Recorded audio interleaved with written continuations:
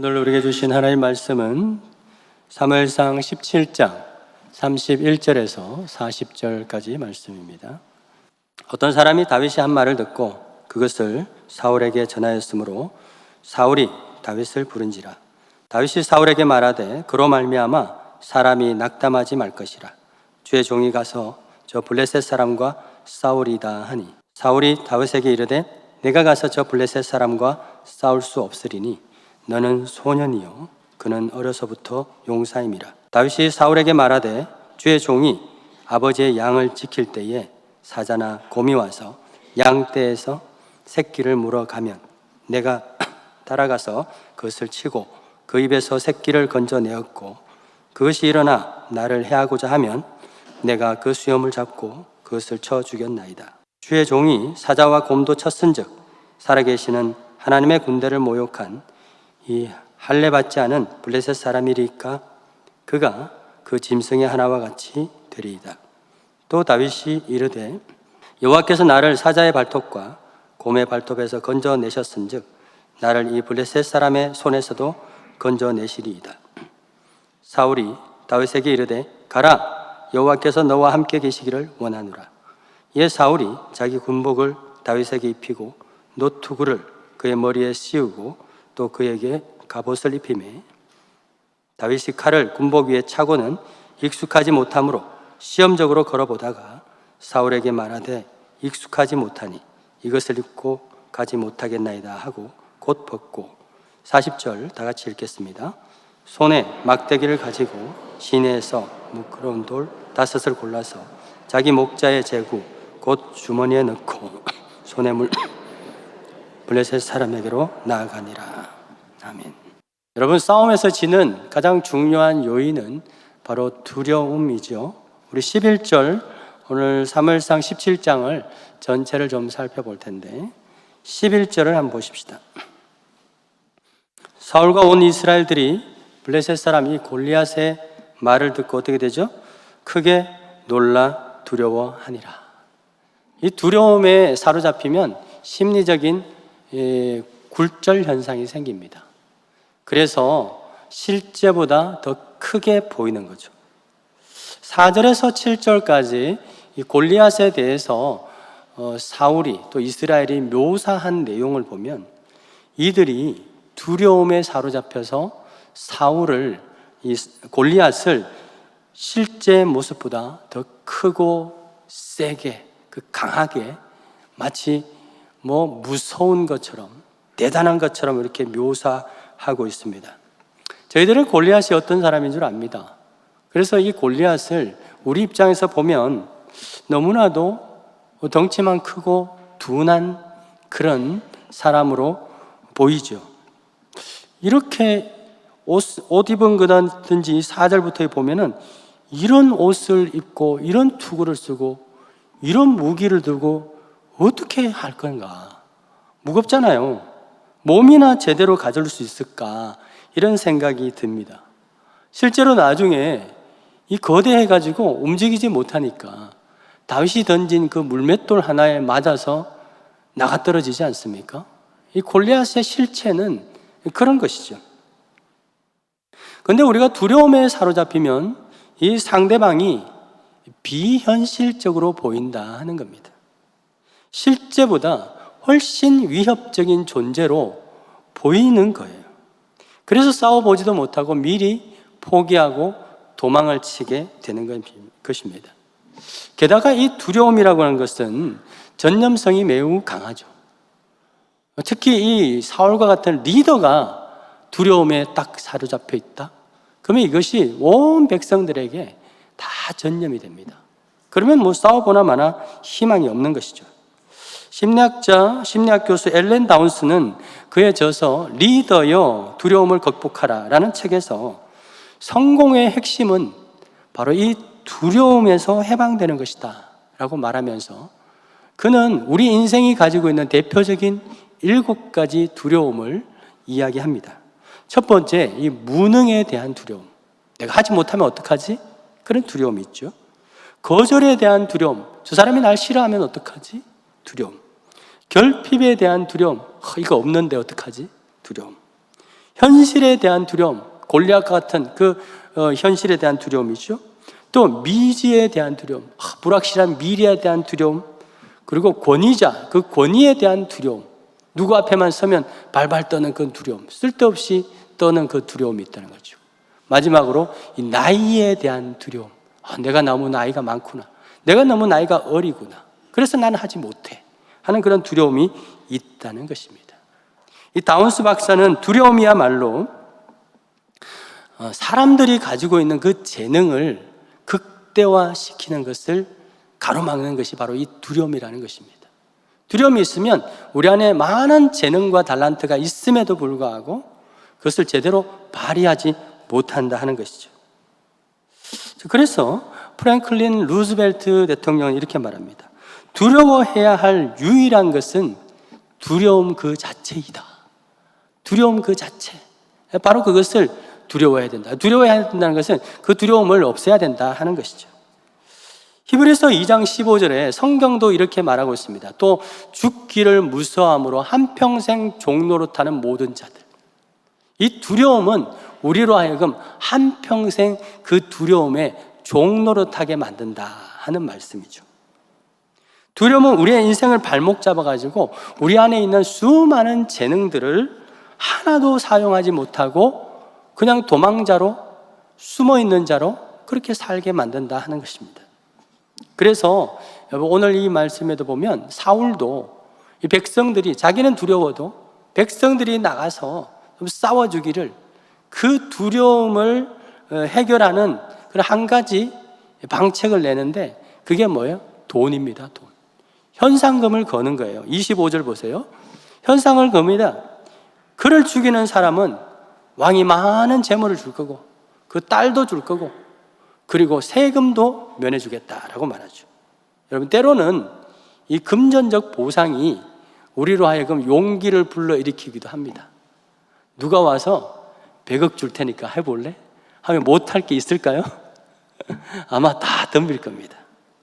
그런데 이스라엘 백성들은 사울이 낸 이 돈이 억만금이라 할지라도 그 골리앗을 함부로 덤비지 못하는 것이 있습니다. 이 돈도 별로 효력이 없을 만큼 골리앗이 너무나도 거대하게 보였다 하는 것이죠.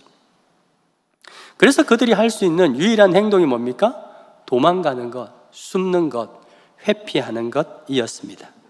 그런데 여러분, 이 극도의 두려움, 이 두려움의 감정을 용기로 전환시킬 수만 있다면 놀라운 에너지가 발산된다 하는 것을, 여러분, 우리는 한 영화를 통해서 경험한 적이 있는데, 예전에 여러분 몇 해 전에 이순신 장군 영화 명량이라고 하는 영화 보셨습니까? 그 마지막 장면에 보면 이순신 장군이 어떻게 그 명량 대첩에서 이겼는가, 두려움에 빠져있는 백성의 마음을 용기로 바꾸어서 이겼는가 하는 그 내용을 말하고 있습니다. 이순신 장군은 두려움에 빠져있는 백성들을, 그 두려움을 용기의 에너지로 전환시켜야 된다 하는 그런 생각이 들었습니다. 그래서 어떻게 합니까? 그들이 묻고 있던 막사를 다 불태워버립니다. 우린 더 이상 갈 곳이 없다는 거죠. 그래서 진짜 절망적인 상황으로 만들어버리는 겁니다. 그리고 나서 그때 했던 유명한 말이 있죠. 뭡니까? 필사즉생, 필생즉사. 죽고자 하면 살 것이고 살고자 하면 죽을 것이다. 이 말로써 이 두려움에 떨고 있던 백성들의 마음을 이제 갈 곳도 없는 거예요. 이게 막다른 곳입니다. 그곳에 그래서 두려워했는 그 마음을 전환시켜가지고 죽기 살기로 이렇게 싸우게 하는 용기의 에너지로 전환시켜서 승리했던 것입니다. 여러분, 두려움을 용기로 바꾸려면 절대로 도망치거나 회피하거나 숨어서는 바꾸어지지 않습니다. 막 도망가다가 갑자기 용기가 확 생기는 게 아니에요. 두려움에도 불구하고 그것과 맞서서 있을 때 알 수 없는 용기가 생겨나게 되는 거죠. 사울과 이 이스라엘과 반대로 그들은 도망칠 때 다윗은 어떻게 합니까? 맞서죠. 32절 보십시오.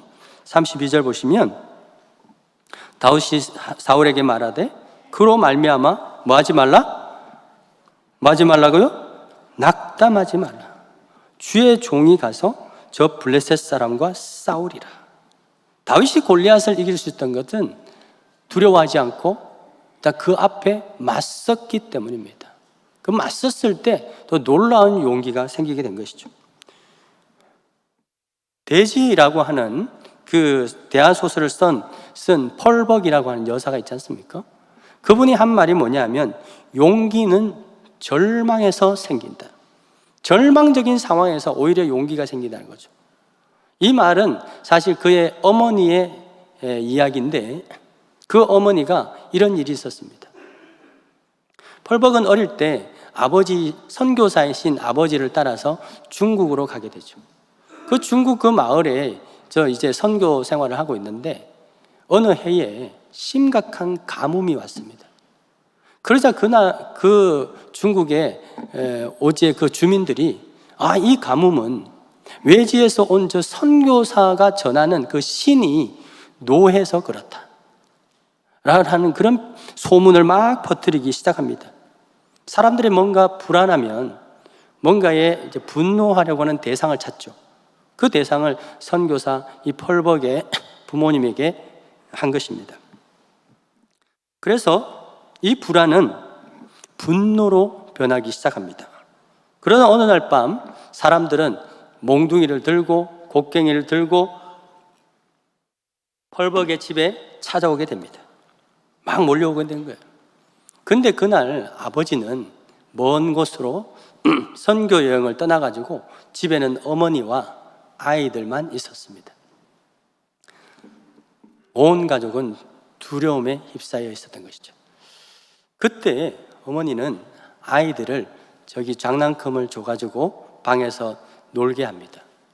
그리고 갑자기 어머니는 이 막 음식을 준비합니다. 찻잔을 꺼내고 케이크를 만들고 그렇게 합니다. 그리고 대문도 활짝 열어놓습니다.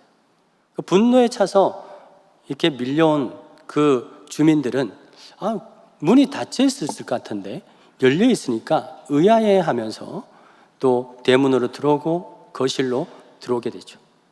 그랬더니 이 어머니가 기다렸다는 듯이 어서 들어오십시오 하면서 이 차를 한 잔 드시고 케이크도 드십시오 하면서 환대하게 되는 것입니다.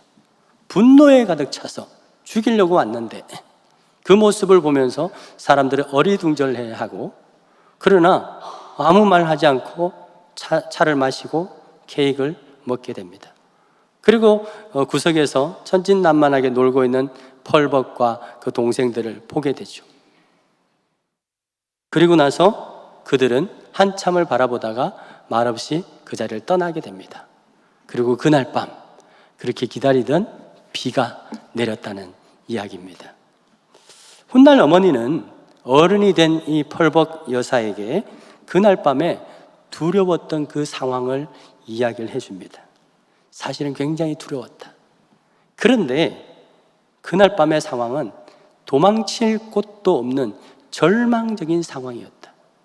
오히려 그 절망적인 상황이었기 때문에 용기가 났다라고 말합니다. 이후 이 펄벅 여사는 절망적인 순간이 올 때마다 어머니의 말이 생각납니다. 용기는 절망에서 솟아난다. 막다른 골목에서는 못할 것이 없다는 것이죠. 죽기 살기로 달려들게 된다는 것입니다. 그러면서 모든 두려움과 어려움들을 이겨냈다 하는 이야기입니다. 만약에 그날 밤에 그 두려움을 상황에서 피할 곳이 있었다면, 그래서 도망을 쳤다면 이런 기적적인 일은 용기는 일어나지 않았을 것입니다. 오히려 도망칠 수 없는 그 절망적인 상황이었기 때문에 맞설 수밖에 없었고, 맞섰을 때 예상치 못했던 그런 용기가 솟아난 것이죠. 어쩌면 이 펄벅의 어머니도 필생즉사의 각오로 그날 밤에 그 두려움을 맞섰는지도 모릅니다. 여러분, 이 두려움과 용기는 에너지의 총량이 같다고 그럽니다. 에너지의 방향만 다른 거죠. 두려움은 우리 내면을 향하고 용기는 외부를 향하는 것 뿐입니다. 그러므로 이 두려움의 용기를, 이 에너지를 용기로 방향을 틀기만 하면 비상한 능력이 생겨나게 되는 것이죠. 디모데후서 1장 7절을 보시겠습니까? 보시면 온갖 박해로 인해서 두려움에 사로잡혀 있는 청년 디모데에게 이렇게 말하죠. 하나님이 우리에게 주신 것을, 우리 다 같이 한번 읽어보십시다. 시작.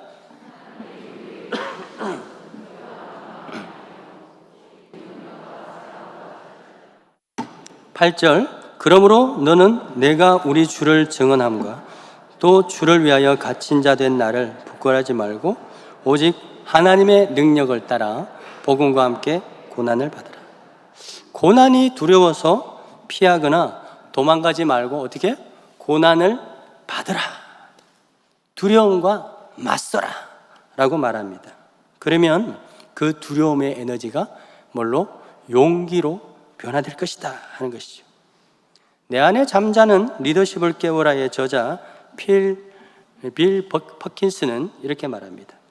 용기라는 것은 두려움이 없는 상태가 아니라 그것을 맞닥뜨리는 능력이다. 두려움에도 불구하고 효과적으로 사람을 이끄는 것이다. 용기는요, 두려움이 없는 것이 아니라는 거예요. 진짜 용기는 두려움에도 불구하고 맞서는 것, 그게 용기라는 것입니다.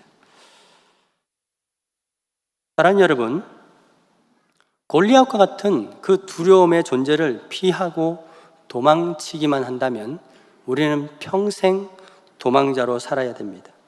피하면 하나님이 주시는 그런 비상한 능력을 경험할 수 없습니다.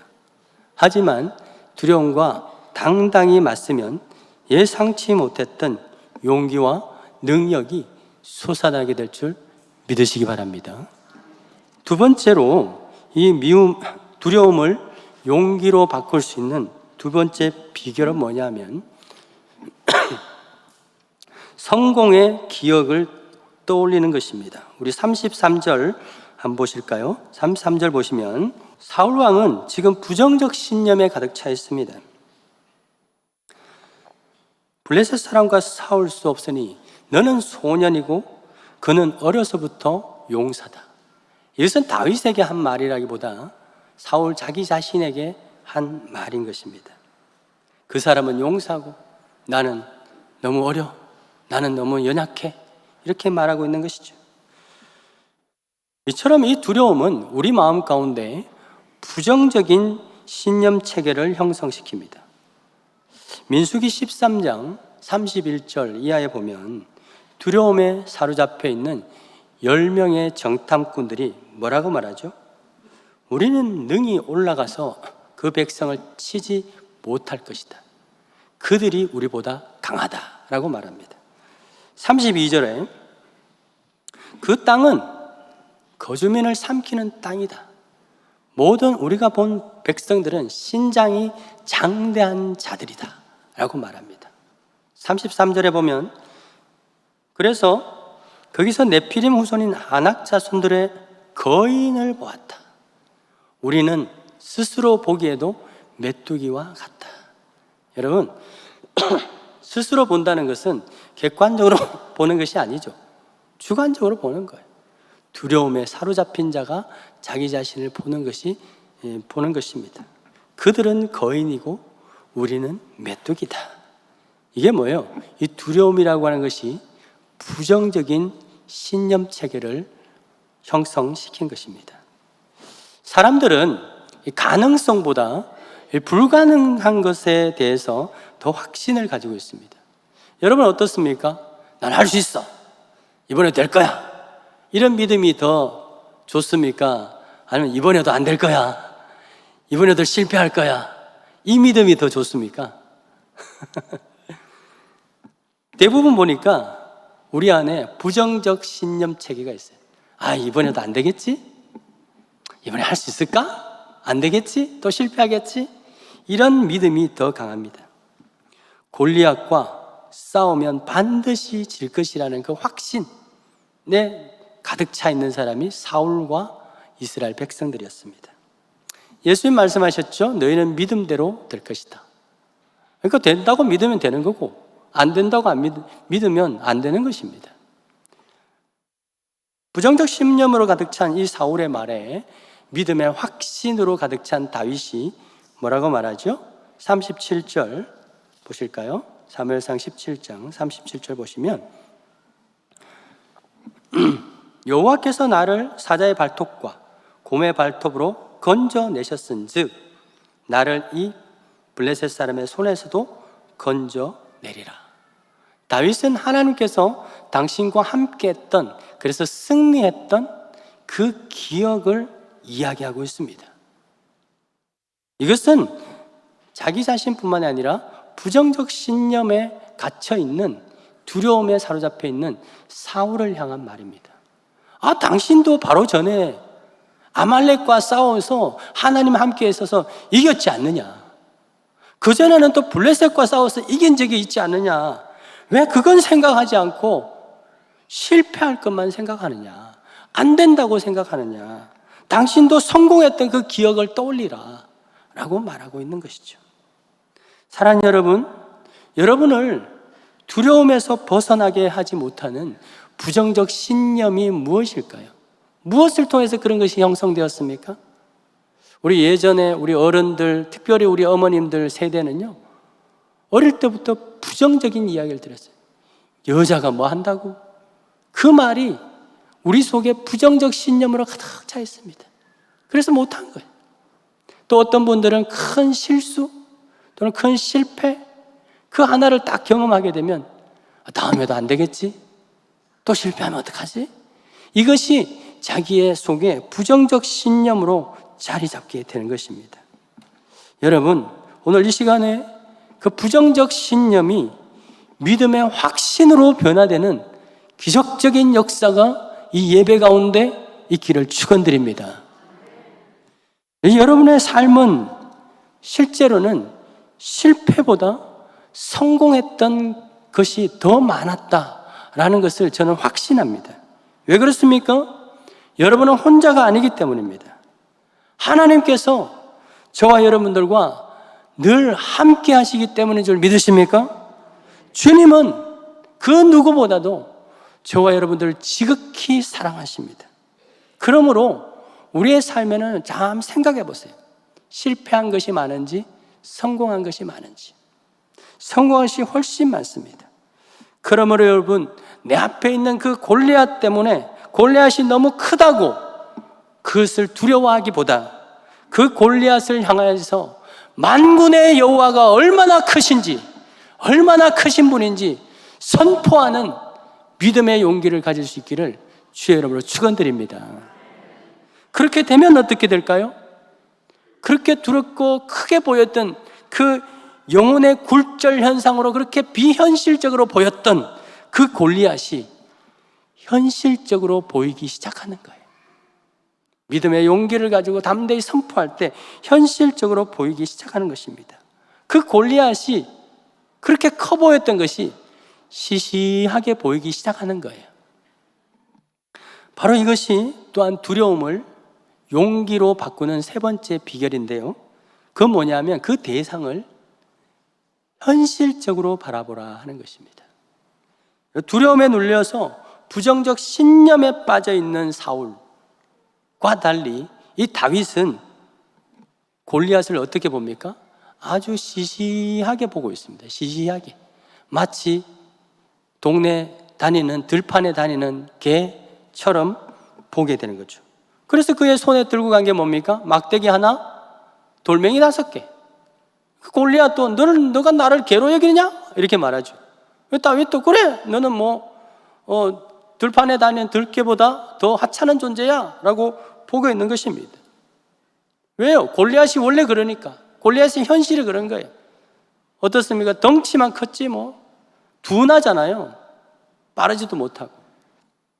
그래서 고대 군사들은 기병, 보병, 투석병이 있는데 기병은 말 타는 사람.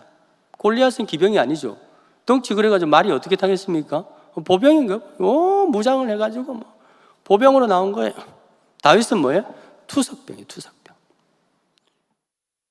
여러분, 역사자 바루크 할퍼는요, 이 아테네와 스파르타의 전쟁 중에서 펠로폰네소스 전쟁이라고 있는데요, 그 전쟁에서 이 아테네가 이제 스파르타가 있는 시칠리아 섬으로 원정을 갑니다.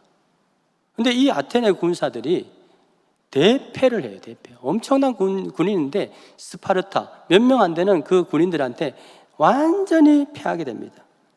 그때 패한 원인이 뭐냐 하면 스파르타 군인의 이 투석병들이 팍팍 던진 거예요. 그래가지고 거기서 몰살을 했다는 겁니다. 실제로 그 유골들 속에 머리에 막 이렇게 돌이 박혀 있는 것이 막 발견이 된 거죠. 그걸 이제 역사학자가 그걸 보면서 묘사를 했습니다.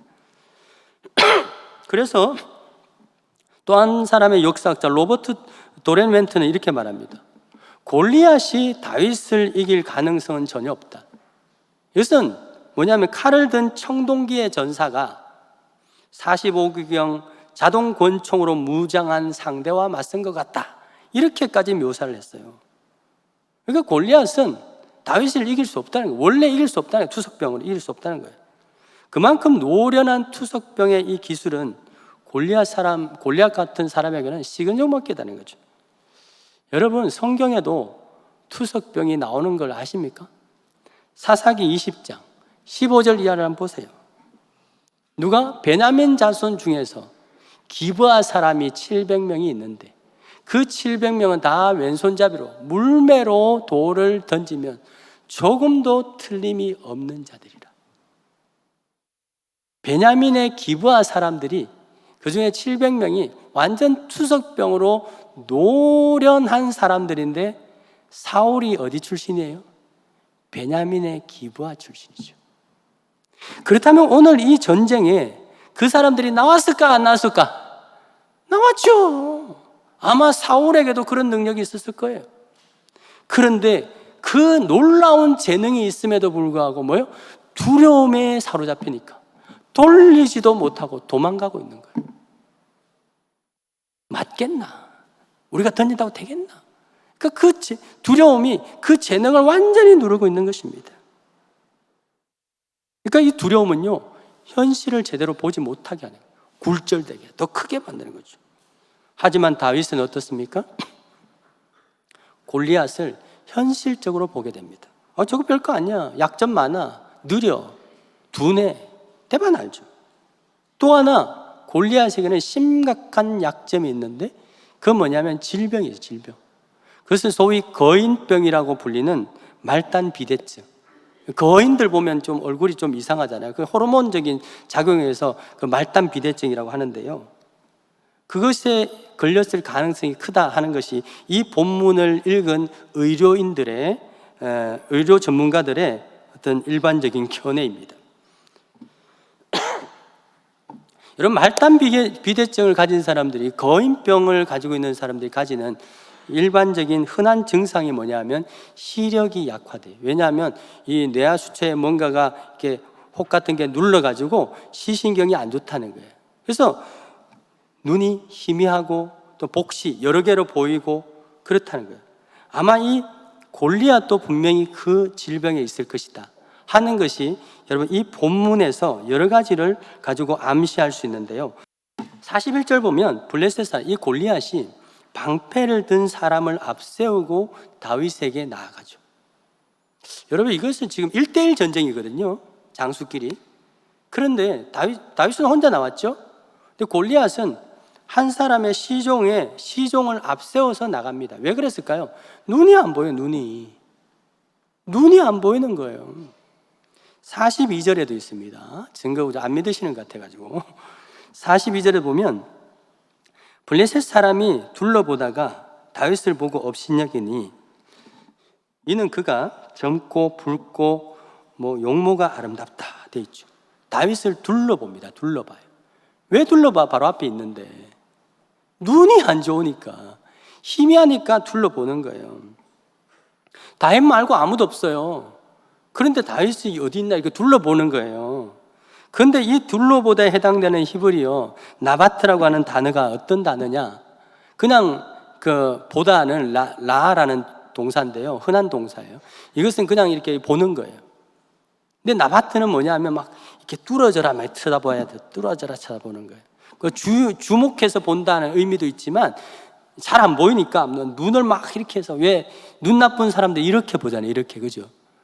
지금 골리앗이 그렇게 보고 있는 거예요. 왜? 눈이 나쁘니까. 그래도 안 믿는 것 같아가지고 제가 세 번째 결정적인 증거를 보여드리겠습니다. 43절을 보시죠. 43절. 블레셋 사람이 다윗에게 이르되 네가 나를 개로 여기고 막대기를 가지고 나왔느냐 라고 말합니다. 여기서 히브리 성경 또 영어 성경에 보면 막대기가 복수형으로 기록되어 있어요. sticks. 근데 한국어로는 뭐 그냥 막대기라고 해서 단수처럼 보이는데 복수예요, 복수. 근데 다윗이 막대기를 몇 개 가져왔어요? 40절 보세요. 40절 보시면 손에 막대기를 들고, 단수예요, 단수. 그의 막대기, 단수형으로 기록되어 있습니다. 그러니까 이 골리앗의 눈에는 다윗의 막대기가 몇 개로 보여요? 여러 개로 보여요, 여러 개로. 왜 그래요? 시력이 안 좋으니까. 말단 비대증, 시신경을 누르니까 복시 현상이 생긴 것입니다. 이제 좀 믿어지십니까? 골리앗의 현실이 이렇다는 거예요. 골리앗의 실체가 있다는 것입니다. 덩치만 컸지 뭐다? 환자예요, 환자. 그냥 뭐 몸도 둔하고 뭐만 크다? 목소리만 큰 거예요, 목소리만. 와, 목소리만 크고 눈은 잘 안 보이는. 그래서요, 사실 골리앗도요, 이스라엘 백성들과 사울을 두려워했어요. 왜요? 두려우니까 40일 동안 못 덤비잖아요. 40일 동안 나와만 하잖아요. 지가 나가지. 두렵지 않으면 자기가 갔죠.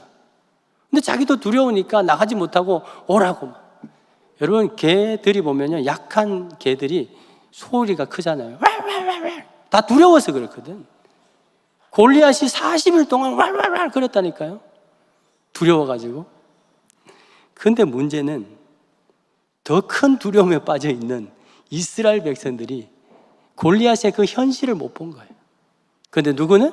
다윗은 그의 현실을 보게 된 것이죠. 골리앗 아무것도 아니다. 아무것도 아니야. 시시한 거야. 덩치만 컸지 별거 아니야. 그 현실을 알았던 사람이 바로 골리앗인 것입니다. 사랑하는 여러분, 우리에게 있는 모든 시험과 환난과 두려움의 그 모든 대상, 어떨까요? 우리가 도저히 감당할 수 없을까요? 근데 성경은 말합니다. 하나님은 미쁘사 우리가 감당치 못할 시험 당함을 허락지 아니하시고. 믿으십니까? 우리에게 있는 모든 두려움은 우리가 감당할 수 있다는 거죠. 시시한 거라는 거예요. 또한 우리가 시험 당할 즈음에 하나님께서 우리에게 능히 감당할 수 있는 힘을 주신다 라고 말씀하셨습니다. 그렇기 때문에 여러분, 우리 앞에 서 있는 이 골리앗, 그것이 어떤 것이라 할지라도 알고 보면 현실은 시시한 것이다 하는 것을 여러분 기억하시기 바라요. 왜 그렇습니까? 빌립보서 4장 13절에 믿는 자에게 모든 것을 할 수 있는 능력 주시는 그 주님이 우리와 함께 하신다는 것을, 여러분, 그것 때문에 그런 것입니다. 그러므로 두려움을 피해서 도망치지 말고 그것과 마주 서시기를 바라는 것입니다. 그리고 주님과 함께 해서, 우리와 함께 해서 성공했던 그 기억을 떠올려 보십시오. 실패했던 기억보다 성공했던 기억이 더 많을 것입니다. 골리앗의 크기를 보면서 원망하기보다 골리앗을 향해서 하나님이 얼마나 크신 분인지를 선포하는 용기가 있기를 주의 이름으로 축원드립니다. 그렇게 하면 어떻게 돼요? 그 거대하게 보이던 골리앗도 시시하게 보이게 되고, 여러분을 누르고 있던 그 두려움의 에너지가 거대한 용기의 에너지로 전환될 줄 믿습니다. 마지막으로 성경 구절 하나 읽고 말씀을 마무리하려고 합니다. 로마서 8장 35절. 누가 우리를 그리스도의 사랑에서 끊으리요? 환난이나 곤고나 박해나 기근이나 적신이나 위험이나 칼이라. 끊을 수 있다 없다는 거예요? 없습니까? 37절 다 같이 읽어보십시다. 37절 시작. 우리를 사랑하시는 이로 말미암아 우리가 넉넉히 이기느니라. 다시 한번 우리가 시작. 우리가 넉넉히 이기느니라. 여러분, 이 말씀이 골리앗과 맞선 저와 여러분들을 향한 약속의 말씀인 것을 믿으시길 축원드립니다. 이번 한 주간도 이 약속의 말씀을 붙들고 영적 싸움에서 능히 승리하는 저와 여러분 되기를 축원드립니다. 그리스도 예수의 사랑을, 그 주님의 사랑을 독차지하고 있는 저와 여러분에게는 모든 싸움의 결말은 승리밖에 없음을 믿으시길 축원드립니다.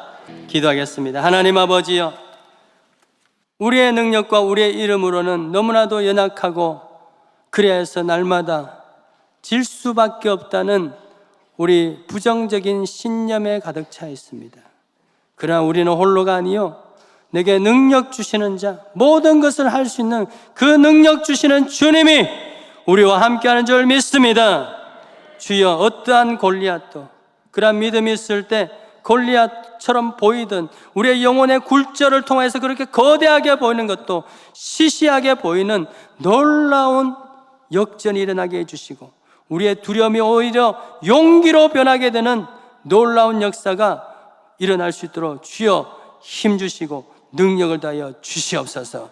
주님의 시각으로, 우리의 시각이 아니라 주님의 시선으로 보게 해주시고, 거대한 골리앗을 보면서 원망하지 말고 그 골리앗을 향해서 하나님의 위대하심을 선포하는 우리 모든 믿음의 성도들 되게 하여 주시옵소서.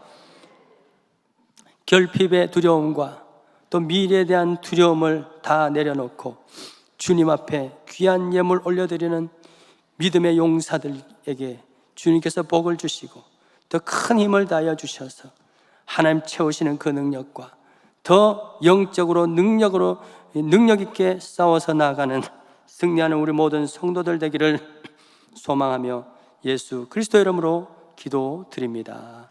아멘.